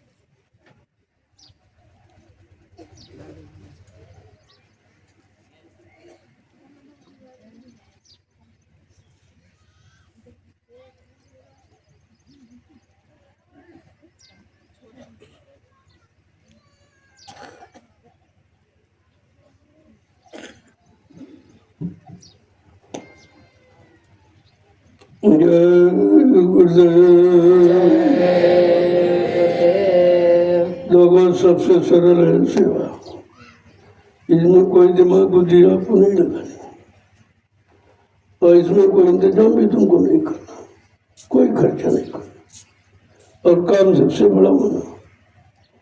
यही तो सरल उपाय बड़ा सोच समझ के रखा गया। ये गरीब अमीर छोटे बड़े सभी कर रहे, सबको लाभ मिल जाए। तो सेवा ये ऐसी है, इसमें कोई आपका खर्च नहीं किसी तरह का, और लाभ सबसे बड़ा है जो कोई नहीं कर सका। जहाँ रुपए पैसे धन दौलत फेल हो जाता कि आपके किसी एक पाप कर्म को रुपया पैसा नहीं उतार सकता, वो काम आपका मिट्टी ज्यादा हो रहा, दुनिया इसी में भ्रमित रह जाएगी, तुम्हारा काम हो जाएगा। दुनिया को क्या मालूम है क्या हो रहा, क्यों कराया जा रहा? उसको तो मिट्टी ही दिखाई दे रही, उसको ये नहीं दिखाई दे रही कि 88,000 ऋषियों की तपाई हुई मिट्टी है। उन्होंने तपस्या करके इस भूमि को पावन पवित्र बनाया, अपना सब कुछ त्याग दिया, घर बार और बच्चे और धंधा व्यापार सब छोड़ दिया, कितने हजारों वर्षों के लिए। और बेचारे मतलब यानी सब तरह से शरीर को भी बहुत परेशान किया, सब तरह से, लेकिन मिला कुछ नहीं। जब तक देने वाला नहीं होगा तुम शरीर से क्या पा सकते? शरीर को परेशान करोगे और कमजोर हो जाओगे। नहीं, तुमको तो देने वाला चाहिए, और वो तुमको ऐसे ही दे दे, तुम्हें कुछ न करना पड़े, उनकी खुशी पर निर्भर है। अब तुमको नहीं उन्होंने काम कुछ नहीं लिया, हमको मजदूरी पूरी दे दी, तो खुशी की बात है। वो कहते नहीं तुम बैठे रहो, तुम्हें बैठे की मजदूरी मिलेगी। तो आदेश है, आदेश हो चाहे काम का हो चाहे बैठने का आदेश, तो आदेश है। लेकिन तो इसी बात को समझ नहीं पाते हो, अपनी बुद्धि लगाते हो कि बैठे का कौन दे देगा। अरे भजन में तो बैठते हो, क्या करते हो? क्यों नहीं मिलता? सब कुछ मिलता है। सिमरन ध्यान भजन तो बैठ के ही किया जाता, उसमें कोई चलते फिरते काम थोड़ी करते हैं हम। तो बैठे का मिलता है, लेकिन बैठक को समझने वाला होना चाहिए कि किस बैठक से आपको मिलेगा और किस भटक से नहीं मिलेगा। जब देने वाला मिल जाएगा तो सब कुछ दे देगा आपको और आपका सरल हो जाएगा। जैसे इस समय जिन्होंने तपस्या की उनको कुछ नहीं मिला, अब तुम केवल मिट्टी उठा रहे हो, कहते तुम्हारे सब काम हो जाए। क्योंकि मिट्टी उठाना की बात नहीं है, मिट्टी कहाँ डालनी है। बात असली है, उठाते तो घरों में भी मिट्टी हो, खेतों में लोग काम करते बहुत मिट्टी उठाते, लेकिन प्रश्न इस बात का है कि मिट्टी उठा के कहाँ डालनी है, ये बात है। अब डालनी वही है जहाँ से तुम्हारा काम होना है, तुम्हारा कर्म कर्जा निपटना है। क्योंकि मिट्टी वहां डाली जा रही है जहां पर आगे आने वाले भविष्य में लाखों लोग बैठेंगे और बैठ के सुमरन ध्यान भजन करें, सत्संग सुनेंगे, सेवा करें, वो लाभ आपको मिलेगा। तुम्हारी मिट्टी डालने का वो लाभ आपको मिलेगा, क्योंकि उन्होंने तो कुछ किया नहीं, उनको बनी बनाई व्यवस्था मिली है, लेकिन उस व्यवस्था में जो भी वो करेंगे उसके हिस्सेदार आप बनेंगे, आपको हिस्सा मिल जाएगा, आपको दिला दिया जाएगा। ये अदला बदली इस तरह से महापुरुष करा के सबका पूरा कर, इनसे उनका, उनका उससे, उनका इससे, सामान से, खिलाने से, पिलाने से, रोटी से, पानी से, किस तरह से कराएंगे। तुमको केवल करने की जरूरत है, तुमको विश्वास के साथ करना है। तुम उसमें बुद्धि लगाने लगते हो, अरे ये कैसे कर दिया, वो कैसे कर दिया, ये काम नहीं ठीक, वो काम नहीं ठीक। तुम जानते हो ठीक है कि नहीं ठीक, तुम्हें क्या मालूम क्यों कह दिया। तो इसलिए बुद्धि को न लगाओ, ये बुद्धि सांसारिक है तुम्हारी, सांसारिक कामों में तो लगाना जानते हो, लेकिन गुरु के वचनों में लगाना नहीं जानते। कैसे लाभ देंगे, किस तरह दिलाएंगे, ये तो उनकी मौत पर निर्भर है। कहते गुरु की मौत समारे चल, हमेशा उनकी मौत में चलो, तुम्हारा काम आसान हो जाएगा। ये आसानी तो हो रहा है, ये मिट्टी से कोई कर्म काट सकता, मिट्टी तो घरों में भी आप करते हो, खेती करते हो, न मालूम कितनी मिट्टी उठाई होगी, लेकिन एक भी पाप कर्म नहीं कटा। न मालूम कितनी सेवा परिवार में कई बाल बच्चों की, कोई इनाम देने वाला है। अरे किसी बच्चे ने इनाम दिया तुमको कि भाई तुमने बड़ी मेहनत की, बहुत मेहनत, कुछ नहीं, बल्कि जब तुम कहोगे हमने ये किया वो किया, तो कहेगा अब क्यों नहीं करते हो, तब तुम क्रोध आए, गुस्सा आएगा कि हमारा करने वाला समय कहाँ। वो तो ऐसी बात करेगा कि आपको क्रोध आए, कहेगा बहुत से की बगाड़ते हो, रोज कहते हो ये किया वो किया, अब जरा करके दिखाओ, तो बस तुमको क्रोध आ जाए। क्योंकि हमारा किया इसको देख, क्योंकि तुमने उसके सामने नहीं किया, वो नहीं विश्वास करेगा। इसी तरह जो काम तुम्हारे सामने नहीं हुआ उन पर तुम विश्वास किए हो, इसीलिए तुम्हारा धोखा है। वो धोखा, उसी पूजा में धोखा हो गया कि तुमने राम की पूजा, कृष्ण की पूजा, देवी देवताओं की पूजा की और मिला कोई नहीं, किसी ने देखा ही नहीं। अरे कोई देखा होता, अगर देखने वाला मिल जाता तो तुम्हें दिखा देता। और ये सब ऐसे ही है, जहाँ तुम खड़े वहीं वो खड़े, बस ये है वो लाइन में आगे खड़ा तुम पीछे खड़े, इतना अंतर बाकी काम।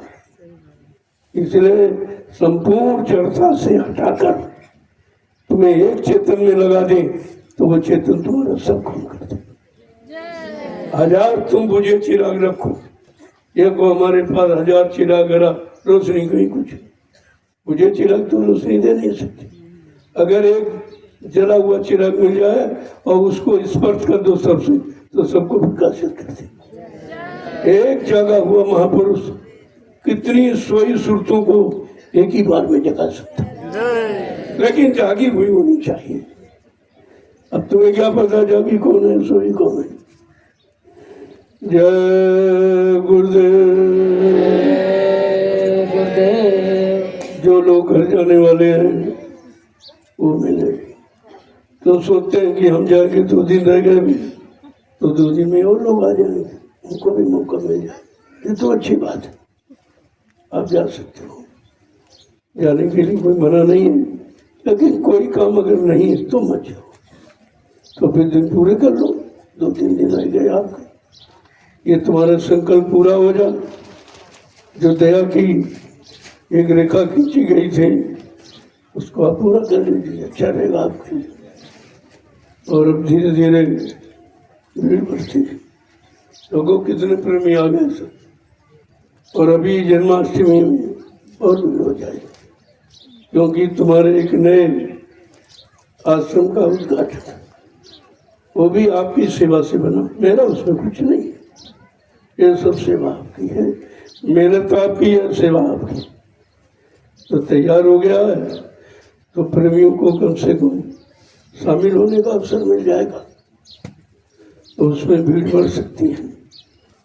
भीड़ बढ़ेगी तो जो कुछ होगा ये, क्योंकि वहाँ तो इतनी जगह नहीं है, वो सब यहाँ ही होगा। केवल उद्घाटन समारोह वहाँ हो जाएगा, बाकी भोजन व्यवस्था अपने आप से, और कहीं जगह नहीं है, ये ठीक रहेगा। यही सब सामान ढोके वहाँ ले जाना पड़ेगा, इसलिए यही ठीक रहेगा।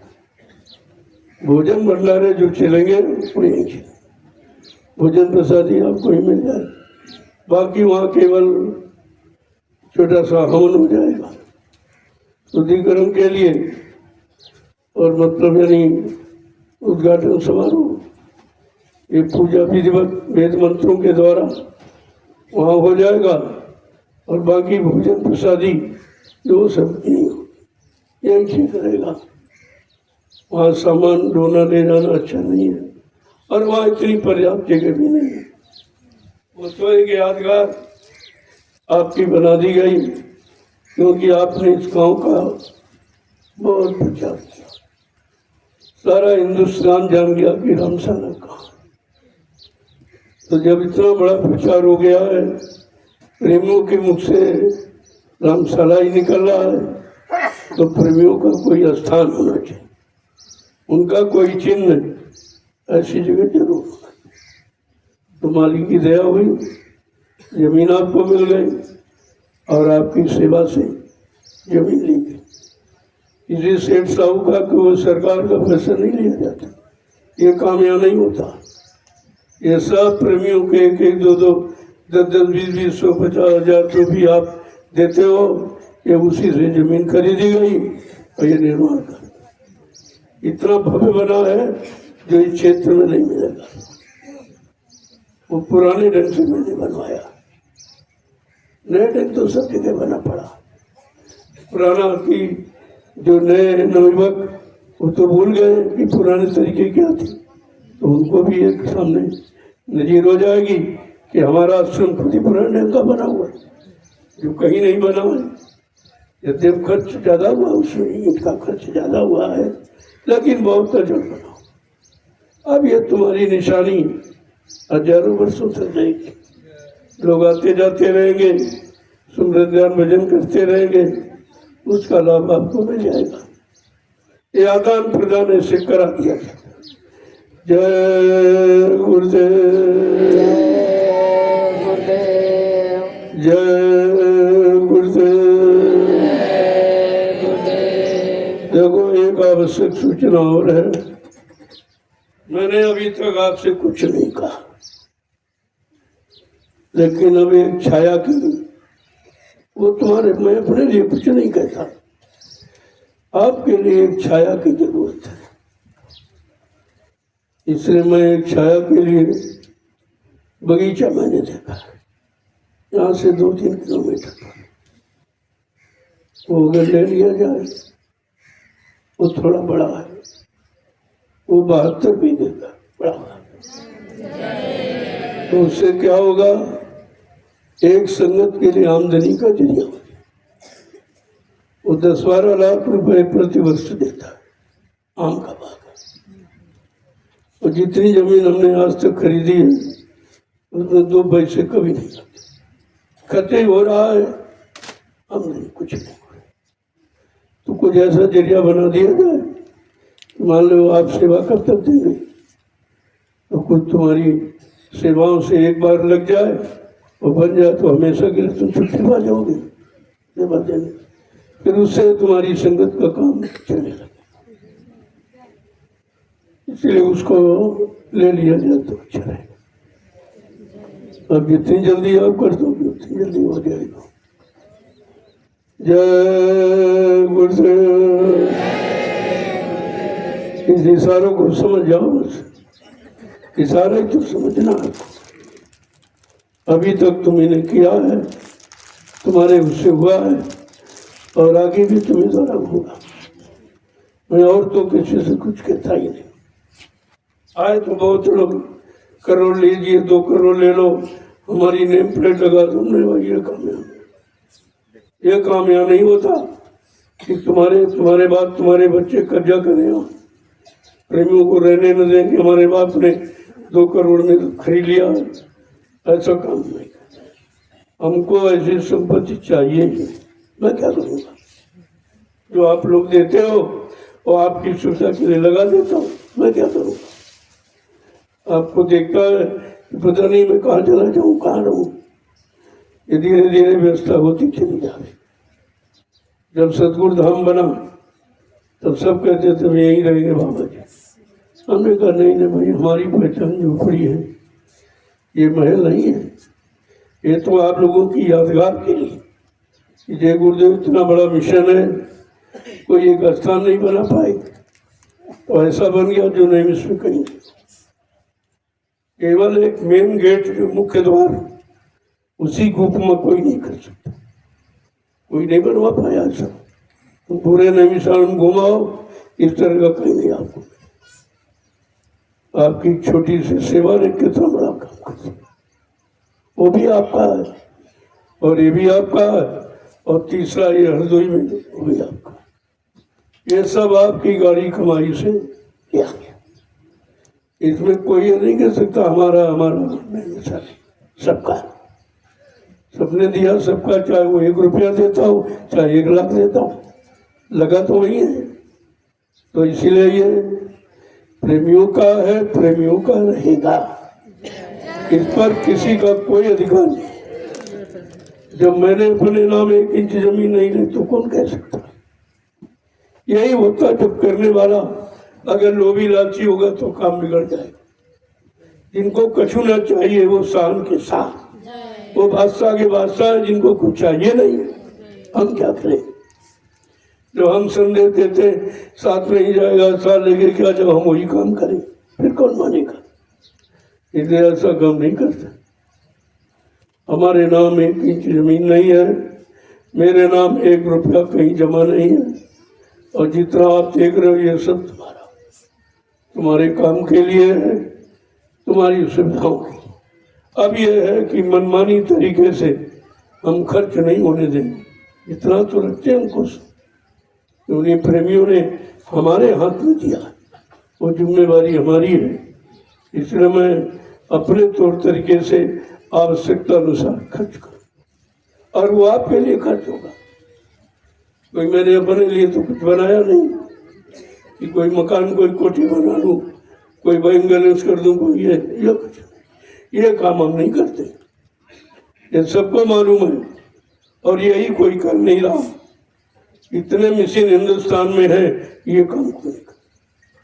किसी का 20 करोड़, किसी का 50 करोड़ निकला, किसी का 100 करोड़ निकला, लेकिन यहाँ 2 पैसे कोई बता दे, 2 पैसे।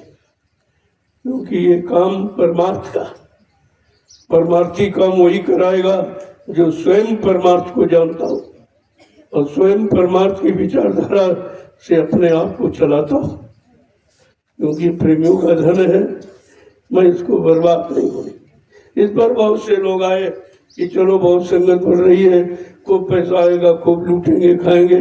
हमने भाई ये उम्मीद करके हमारे पास मत आना। मैंने पहले ही कह दिया कि मथुरा की कोई घटना यहाँ दोहराई नहीं जाएगी, तो मैंने बता दिया लोगों को। तो क्या, इसलिए बहुत आए चले गए, बहुत आए चले गए, और बहुत चले जाएंगे। जो इस भावना से आएगा कि लूटना है, लूटना है, ये करना, वो करना, वो हमारे यहाँ टिक नहीं पाएगा। इसको निस्वार्थ सेवा करना, अपना परलोक बनाना, अपनी जीवात्मा का कल्याण कराना, वो मेरे यहाँ टिकेगा। ये दरबार ही ऐसा, ये दरबार इसी काम के लिए। तभी तो लोगों को समझ में नहीं आता कि दुनिया के लोग ये करते हैं वो करते हैं और ये कुछ नहीं करते। तो भाई वो हमको करना नहीं है, जो लोग करते वो हमको नहीं करना, नहीं हमारे उनमें अंतर क्या होगा। अब कम से कम मीडिया पत्रकार ये कहने लगा कि हिंदुस्तान में एक महात्मा जो झोपड़ी में रहता, बाकी कोई नहीं, सब महलों में रहते। तो ये ऐसा मत है संत मत। इसमें तो कहा कि जो घर भूखे अपना चले हमारे साथ। कबीर सिंह ने कहा अरे भाई जो अपने घर में आग लगा दे वो मेरे साथ चले। कहने का मतलब जो ये सब तुच्छ समझता हो, ये हमारा नहीं, ये हमारा नहीं, घर नहीं, मकान नहीं, दुकान नहीं, पति नहीं, पत्नी नहीं, बच्चे नहीं, वो हमारे साथ चले। ये तो काल का है, काल के हवाले कर दो, पहले से समझो उसका है। तो जब चाय बना ले ले तो दुख नहीं आपको, दुख इस बात का है कि हमारा और चला गया तो रोने लग गया।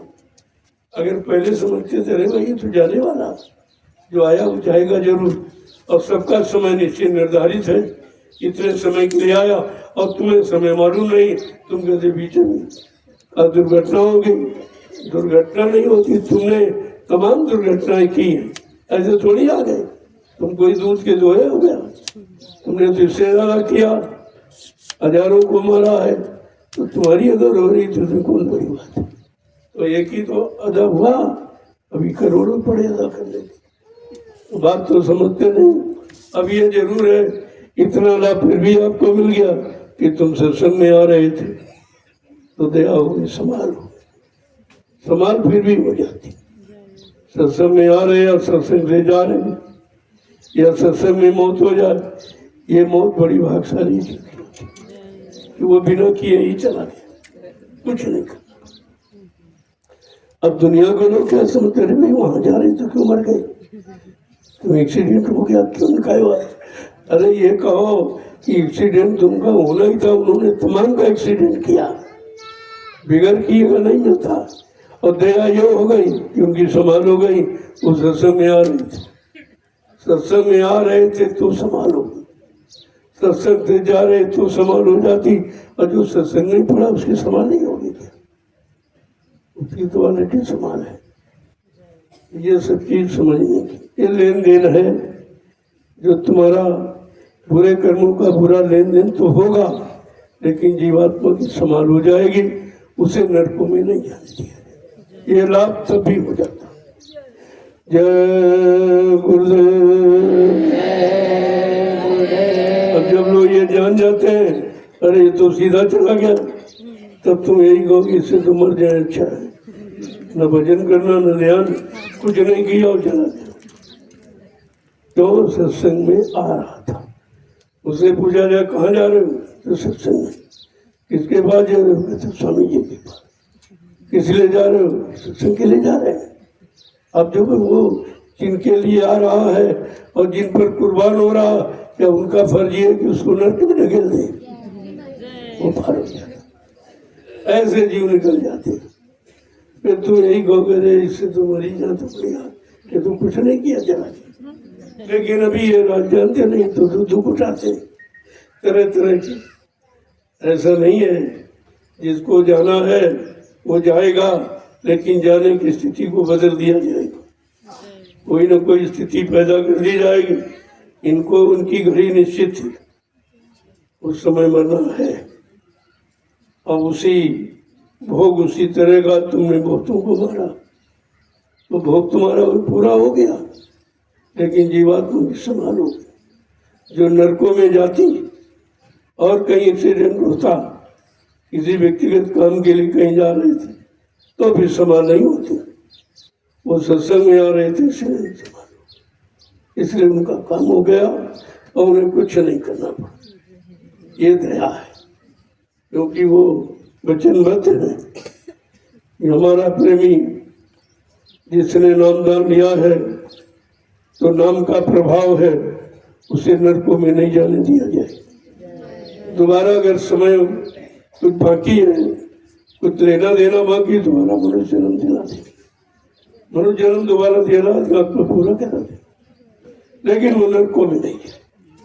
इतनी संभाल फिर भी हो जाती है। दया तो दया ही है, हर वक्त काम करती। अब पूरी दया के अधिकारी बन जाओ तो दोबारा आने नहीं पड़ेगा आपको, लेकिन वो दया के अधिकारी आप नहीं बनते, पूरी बात मानते नहीं, अपनी बुद्धि लगाते रहते। जो कहा जाए वो समझो उसका समय ऐसा ही है, वो घड़ी ऐसी ही है, वो काम ऐसे ही होना है, जब होना था इसलिए हो गया। और तुम उसमें दुनिया की मेन में निकालते रहते हो, तुम्हें क्या मालूम कुछ क्यों करा रहे। इसलिए निशाना रखो काम का, अगर कह दें चलो फिर कह नहीं लौटाओ, अब तुम उसी में सोचोगे। अभी कह रहे थे जाओ, अब कहते लौटाओ, तो इसमें कौन सा खर्चा होगा। आने में कर्म कटा, जाने में कटा, दो काम हो गए। जो काम हो गया उसको तो समझा नहीं, उसमें बुद्धि लगा दी, कहते अभी जाओ फिर कहते लौटाओ, ये भी कोई आदेश है। अब यही बुद्धि दुनिया भी लगा कर तुम अपना नुकसान करते रहते हो, समझते तो हो नहीं। जय गुरुदेव, जय गुरुदेव। अब आप लोग सेवा में चलो, नए प्रेमी बहुत आगे, इनको भी सेवा मिल जाए, कुछ इनका भी काम हो जाए। देखो सेवा के अलावा तुम कुछ कर नहीं सकते, न भजन तुम्हारे बस का है, न सत्संग याद रखना तुम्हारे बस का, तो ये तो कम से कम कर ही सकते हो सेवा। ये तो बहुत सरल है, हर व्यक्ति कर सकता। जब हर व्यक्ति कर सकता तो हर व्यक्ति अपने पाप ही काट सकता। ये लकड़ी नहीं काटते, पाप काटते, ये मिट्टी नहीं ढोते, अपने कर्मों का बोझा ढोते। तुम इस बात को क्यों नहीं ध्यान में लेते। यहाँ जो भी कराया जाएगा या जो आदेश दिया जाएगा वो तुम्हारे लाभ का।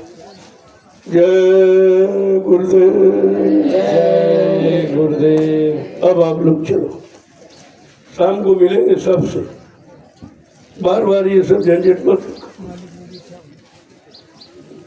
शाम को मैं सबसे मिलता हूँ, सबको प्रसाद देता।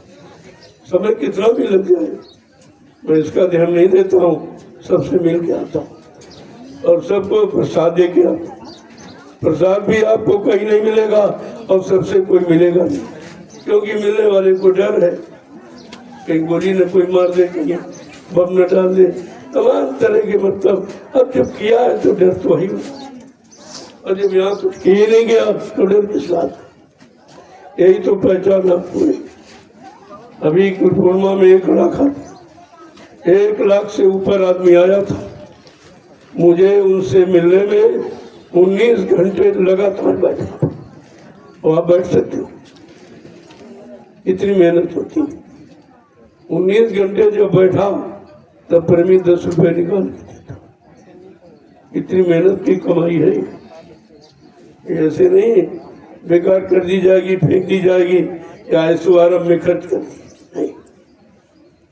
मैं शुरू में प्रचार में चलता रहा, अगर प्यास लगती थी तो हैंडपंप से पानी पीता था, लेकिन एक बोतल कभी खरीद के नहीं, आज तक भी नहीं, आज तक एक बोतल खरीद के पानी। संगत के धन की इतनी चिंता होती है, तब ये सब काम आपको दिखाई दे रहा। ऐसे थोड़ी हो गया सब, तुम्हारे एक एक पैसे को बचा के रखा और सब तुम्हारे काम में लगा दिया गया। अब जितनी संख्याएं बढ़ रही है, अगर जमीन हो तो कहाँ बैठा लोगे, आप बैठेंगे क्या, आप भोजन कहाँ करेंगे, आप साधना कहाँ करेंगे, आप नहाए धोएंगे कहाँ, दिशा मैदान कहाँ जाएंगे। जमीन की तो आवश्यकता है, बगैर जमीन के तो कुछ नहीं होगा। और उसी में आपकी सेवा लगाई जाती। अगर कुछ बढ़ा के दे तो जल्दी काम हो जाए। जल्दी काम चाहते हो तो आपको उसके लिए जल्दी करनी पड़ेगी, नहीं तो हमारा तो धीरे धीरे हो रहा, होता रहेगा। मैंने कभी कुछ कहा नहीं आपसे, लेकिन अगर कुछ लोग कहते थे ये व्यवस्था नहीं, ये व्यवस्था नहीं, तो हमने वही व्यवस्था बगैर धन के नहीं हो सकती। अगर आप सेवा दो जल्दी करा दिया जाए, सब व्यवस्था हो जाए, जो तुम चाहते हो सब हो जाए। लेकिन अब 10 रुपए में थोड़ी हो जाए। दुनिया की महंगाई हो गई, लेकिन दक्षिणा 10 रुपए दी, वहाँ महंगाई नहीं है। अब सोचिए 10 रुपए में कितना हो जाएगा। तुम तो 10 रुपए में कुछ भी नहीं कर सकते। ये देख रहे हो 10-20 रुपए का ये सब तैयार मिला आपके। तो सेवा के बारे में खुद सोचना चाहिए। तुम यानी व्यवस्था चाहते हो, आराम चाहते हो, तो होगी कैसे? उसके लिए करना पड़ेगा। आप ही करोगे तो आपकी व्यवस्था हो जाएगी। हमें क्या करना, हमें तुम्हारी व्यवस्था में खर्च कर देना, जवाब देते हो। मैं तो अपने पास रखता नहीं, मैंने आज तक गिना भी नहीं।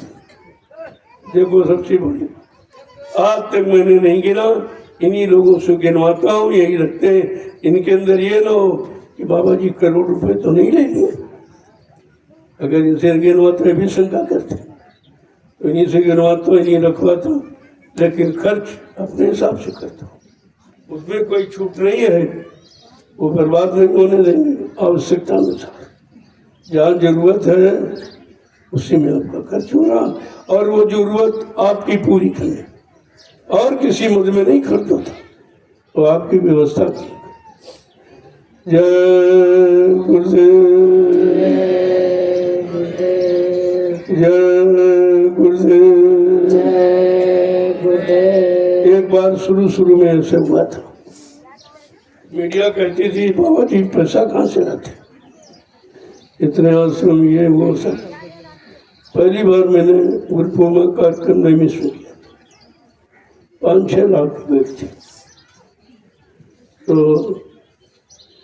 जब सत्संग हो रहा था, सत्संग समापन में आया, तो मैंने प्रेमियों से कहा भाई ये हमारी बैंक देखना चाहती, इनको बता दो, इनको बैंक बता दो जरा।